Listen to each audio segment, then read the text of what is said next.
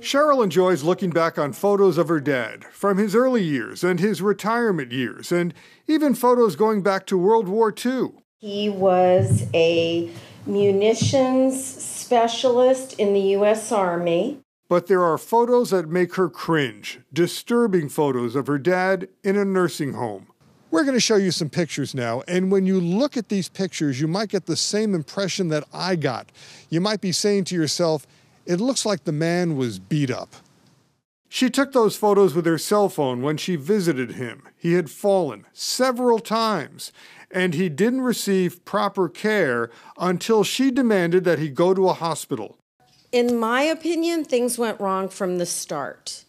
Basically, I felt like the staff was not really very on top of things.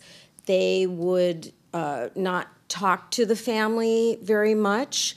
I had to really get their attention to engage them in any kind of concerns I had regarding my father. It just was horrific. There were orders that were written by the doctor that were not followed. And it was not only my father. I noticed that with other residents, they were calling out, bells were ringing, lights were going off at the nurse's station, and they were not being attended to. How bad did it get? Bad enough that my dad ended up falling 3 times. In the facility? Yes. Not supposed to happen. Not supposed to happen if he's being properly monitored and cared for. And what happened with the falls? Well, basically, I came to visit him on one occasion in the evening, and I noticed that his whole hand was swelled up and purple. And I finally found a nurse and tracked her down, and I said, look, my father's hand is injured. I don't know if it's broken or what happened to him. And she said, well, he tried to get out of bed to go to the bathroom, and he fell and hurt his hand. And I said, well, why would that have happened if you're supposed to be helping him with toileting, if he's yelling out for you, if he's ringing a nurse's bell, and nobody's responding? So she said, well, we were changing shifts, and that's the reason nobody attended to him. Not a valid excuse. Not in my estimation. No, not at all. How old was Dad at this time?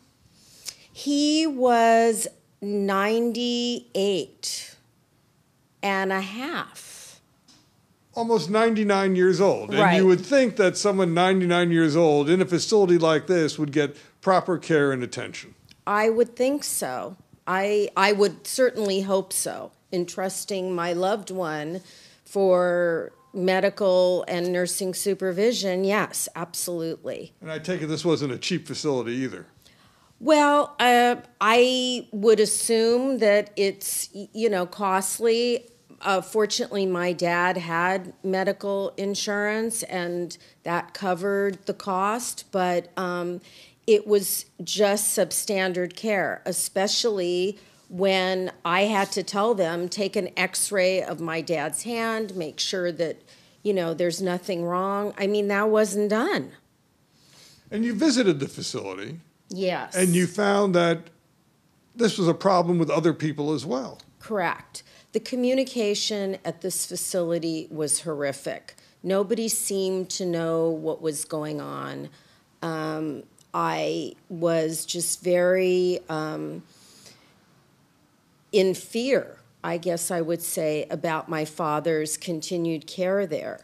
Well, after the second fall, where his arm had a laceration, and it should have been attended to by a hospital, and it wasn't. And then there was a final third fall where he was eating a meal and another patient was asking for care, so the nurse left, and he had meal supervision, was supposed to. They walked out and he fell. Dad was almost 99 years old at the time, gashes to his face and other bruises. So he was taken to the hospital and treated. They looked at his hand, the other laceration on his arm, and the one on his head. He was too fragile for stitches at that point, so they did some kind of surgical glue. But the surgeon clearly said to me that this really should have been stitched. So she called elder law attorney Mary Lockington of the Lockington Law Group about this elder abuse. I was seeking not only damages, but some kind of ruling against this facility for the treatment they were giving people was horrible. A lawsuit was filed, and the evidence and case presented was so compelling that the case was quickly settled. And we ultimately got a good six-figure settlement. Elder law attorney Mary Lockington told me this happens a lot. These companies are for profit. They understaff, they don't educate their staff, and their staff just knows no better.